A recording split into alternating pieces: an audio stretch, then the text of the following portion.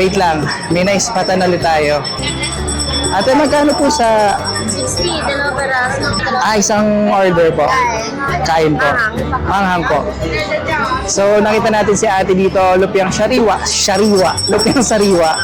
Ate, matagal na po kayo nagtitinda? Ano po? Kanina wala pa si ate. Buti nakaikot tayo. Okay. Ito tayo ng lupiang sariwa. Gusto ko to eh.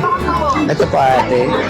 Ayan, so ngayon, nadaanan natin si ate dito, lumpiang sariwa for 60 pesos, 30 pesos ang isa. Nagkikrave ako ngayon ng something naman na parang, alam mo yun, parang fresh.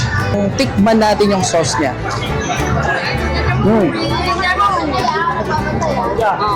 Hello! Kamusta ate? Masarap? Masarap naman. Oh, makikita natin na ito yung mani, tapos merong maanghang na sauce. Tapos merong lettuce, sa loob yung mga iba't ibang klase ingredients ni ate. Ito na yung mga sariwa. Alam mo yung natatakam talaga ako. Let's eat! Ano ba yan? Sorry, madumi. Okay. Nabibigyan ng justice yung sariwa na term. Pero may nahanap pa akong bite eh. Dapat sanay ka lang dito kasi standing ovation talaga yung pagkaan nito. Di ba? Nakatayo talaga. Si mama at si papa gustong-gusto ng ganito. Lumpiang sariwa. Ayun na yung labuyo. Nakagat na natin. Manghang. Ang dami tao. Tapos very affordable siya.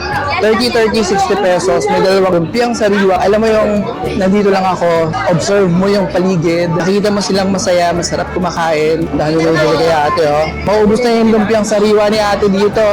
Ngayon lang ulit ako nagpunta rito eh. Akala ko nga ma'am kayo may-ari eh. Normally kasi, hindi ako nakakaubos ng lumpiang sariwa. Pero ito, dati ko na maubos. Natutuwa lang din ako sa mga nakapaligid dito na ang sasarap kumain ng mga tao dito. Dito lang yan sa May Quiapo.